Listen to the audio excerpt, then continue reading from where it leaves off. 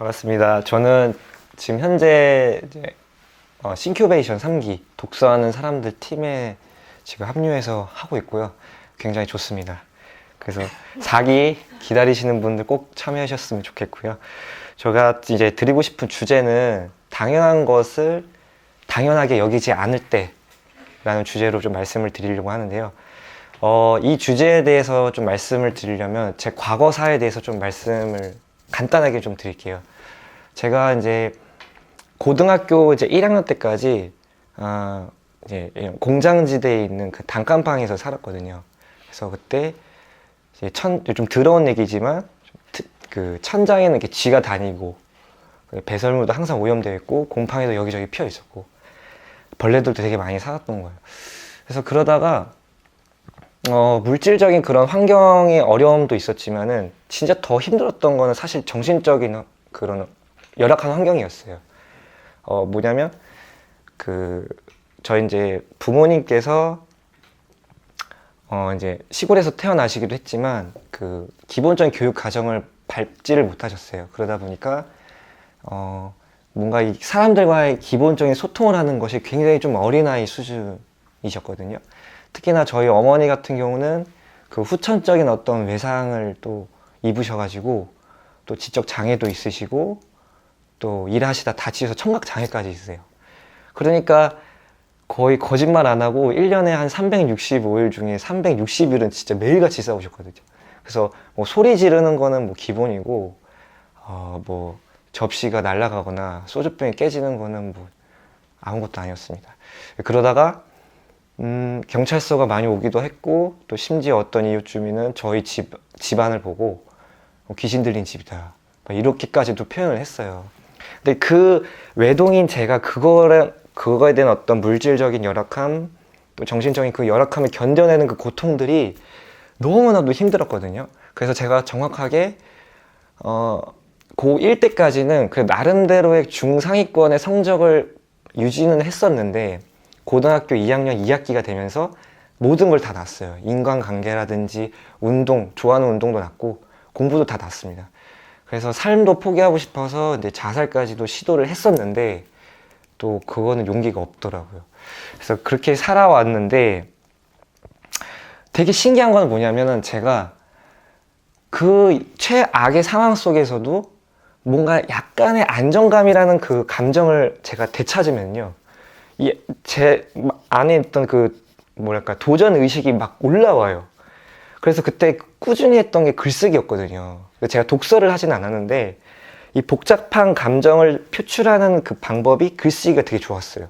그래서 저희 그 고등학교 내에서는 매달마다 100일장을 열었는데 이제 글이 선정된 사람들은 거의 도서문화 상품권을 줬거든요. 그래서 제가 맨날 탔습니다. 사람들은 관심이 없으니까 맨날 탔고, 그리고 그런 부모님에 대한 원망함을 조금은 이해하고 싶어서 마침 그때 이제 효라는 주제를 가지고 이제 인천 내에서 그 학생들에게 그 글쓰기 대회가 있었어요. 그때 제가 생각하기로는 한 100여 명 이상 정도가 됐었던 것 같은데 그때 아마 3, 4등을 했어가지고 뭐 상도 이제 수상을 받았던 경험은 있었습니다. 근데 그 경험으로 인해서 제가 뭐 부모님을 더 이해했다거나 뭐 제 삶이 개선됐다거나 그런 거 전혀 없었어요. 그냥 계속 허무주의에 빠졌던 인생이었는데 뭔가 이 상황을 벗어나고 싶었는데 그것마저도 용기가 없었거든요. 근데 딱 명분이 하나 생겼던 게 이제 군입대 통지시설이었어요. 그래서 제가 거기서 이건 도피처다, 기회다. 남들은 안 가고 싶어 하는 사람들도 있지만 저는 그게 너무 기회였던 거예요. 그래서 그때 약간의 안정감이 또 올라오면서 또 도전의식이 발동합니다. 그래서 제가 또 해병대를 지원해서 또 이제 군복무를 잘 마치는데 결국에 또 달라지는 건 또 없어요. 계속 또 허무주의에 빠지죠. 전역을 하고 나니까 달라진 건 아무것도 없더라고요. 그러다가 제가 우연찮게 이제 그 의자를 이렇게 안고 이렇게 멍하게 있는데 제 손을 이렇게 봤거든요. 근데 뭔가 이렇게 제가 의지대로 움직일 수 있는 이 손 자체가 뭔가 좀 신기하면서 웃긴 말이면 좀 감사하더라고요.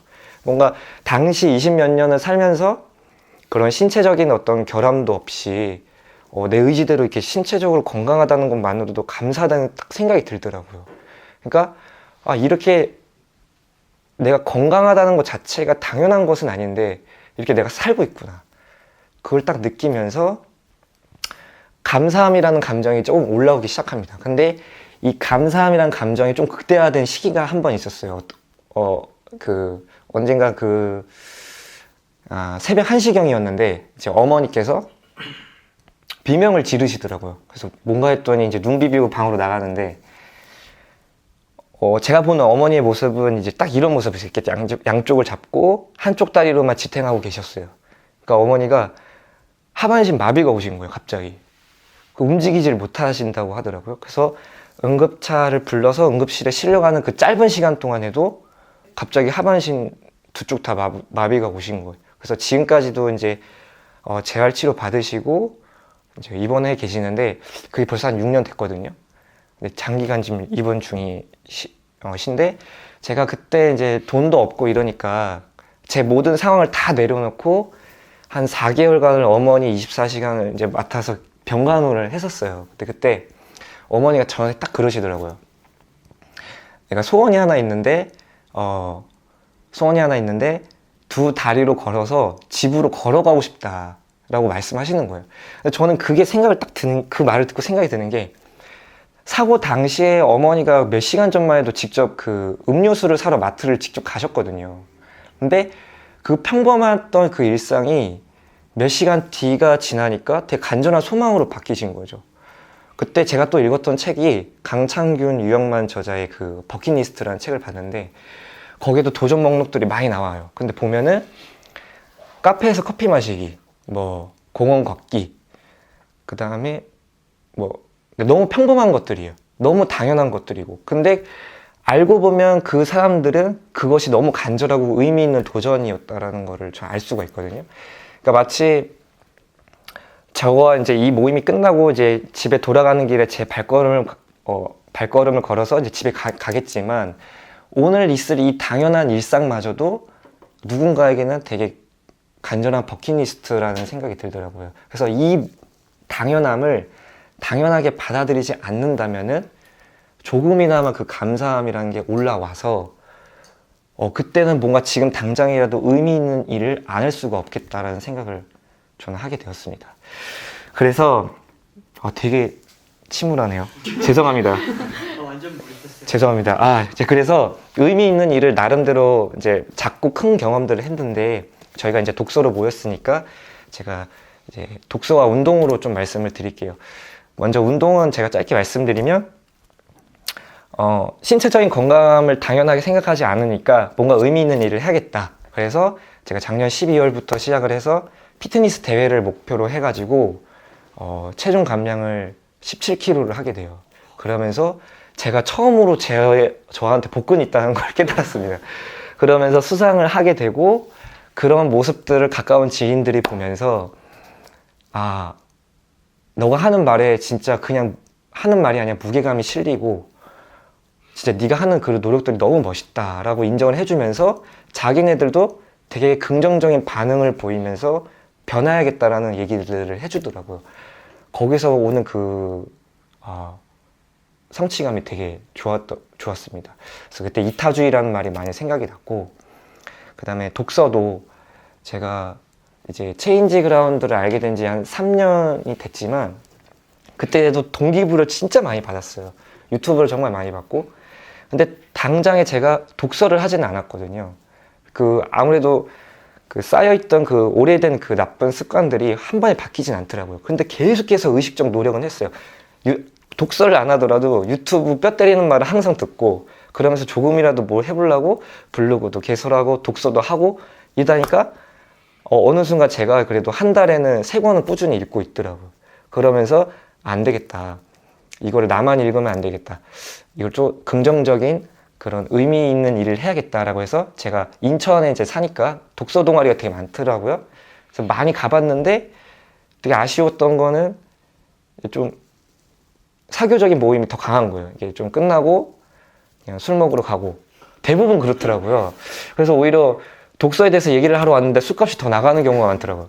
그래서 이건 아니다 싶어서 안 되겠다. 제가 만들어 봐야겠다. 그래서 제가 8월 달에 이제 좀 웃기지만 독서 근육이라는 이름으로 제가 이제 동아리를 만들게 됐어요. 그래서 최소 인원으로 매달 10명씩 모집하고 있고 지금 한 약 30명 정도 있고 다음 달에도 계속 이제 10명이 계속 들어올 건데 여기서 제가 이 독서 동아리를 운영하면서 체인지 그라운드 영향을 정말 안 받을 수가 없죠. 뭐 이제 항상 말씀하신 그 실천 중심을 저희도 독서 동아리도 지향하고 또 이미 검증된 도서를 선별해 주시잖아요.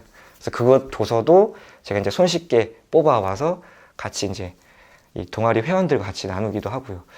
그렇게 하면서 이제 아까 또 얘기를 했지만은 그냥 단순히 이제 독서라는 거를 읽고 끝나는 게 아니라 이거를 실천하는 게 되게 중요하다. 그런 것들을 제가 많이 얘기하고 있고 저조차도 그렇게 하고 있어요. 그래서 제 블로그에 보면은 실천이란 카테고리를 아예 만들어서 독서를 읽으면 반드시 글도 쓰고 또 글을 썼으면은 그거에서 그치는 게 아니라 어떻게 실천했는지에 대해서 그 사례까지 다 꼼꼼히 적어요.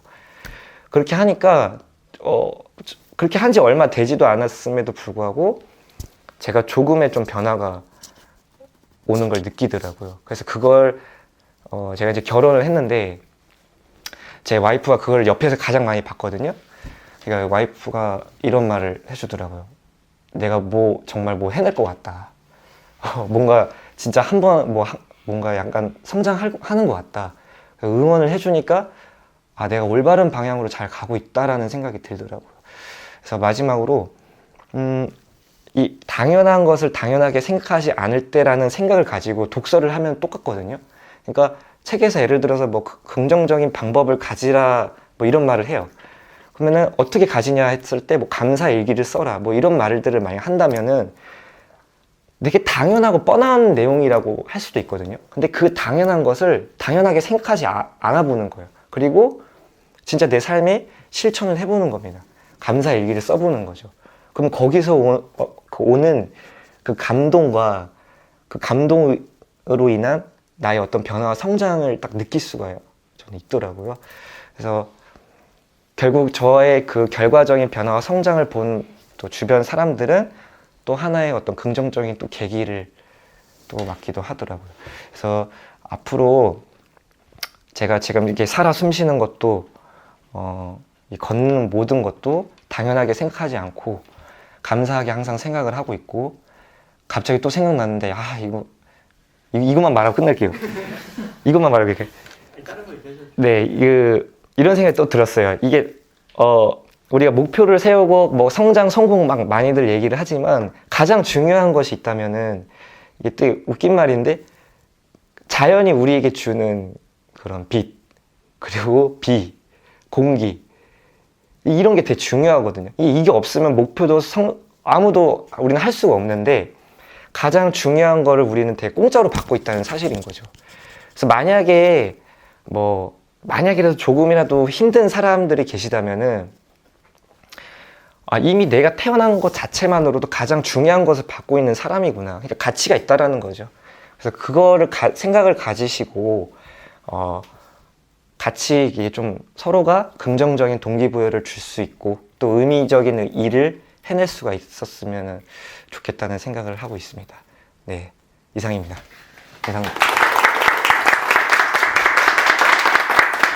창설이야? 네, 독서 근육 여기다가 좀 홍보하시면 될 것 같아요. 이거 보시면서. 독서 근육이요? 일단 독서 근육은 몸과 마음이 연결되어 있다. 그래서 훈련을 통해서 강화시키고 성장하자라는 의미를 좀 담고 있어요. 그래서 기수제로 운영을 하고 있고 매달 이제 한 기수씩 받고 있어요. 최소 인원 한 10명으로 잡고 그래서 키워드가 있습니다. 그래서 한 달에 한 기수씩 받는데 매주 한 번씩 모여요. 그래서 4주차 운영을 하는데 이제 1주차, 2주차, 3주차, 4주차가 이게 키워드랑 미션이 있어요. 그래서 1주차에는 읽기, 듣기 해가지고 지정도서를 선정하고 서로 처음 만났으니까 자기소개도 하고 가볍게 시간을 보내고 그 다음에 2주차 때는 이제 쓰기 해서 질문 토론을 해요. 그래서 각자 책을 읽고 거기서 질문 3가지를 뽑아서 이제 모여서 토론을 합니다. 그리고 3주차 때는 글쓰기를 해요. 그래서 각자 읽은 내용을 가지고 뭐 형식에 구애받지 않고 뭐 서평이든 수필이 뭐랄까요? 시든 뭐 일기 형식이든 상관없이 각자만의 글쓰기를 해와서 PPT를 띄워서 발표까지 하고 마지막 4주차 때는 가장 핵심인데 무엇을 실천했느냐에 대해서 실천하고 글쓰기 쓰고 발표하는 네, 이렇게 하고 있어요. 그래서 그 이후에는 또 있는데 그거는 이제 참여하시면 알 것 같습니다. 그래서 인천에 혹여나 계신 분들 독서 모임 또 좋은 거 하고 있으니까요. 함께 해서 저도 인천 빡독이라는 걸 한번 해보고 싶은데 아까 들어보니까 예, 그런 것도 같이 성장해 봤으면 좋겠습니다.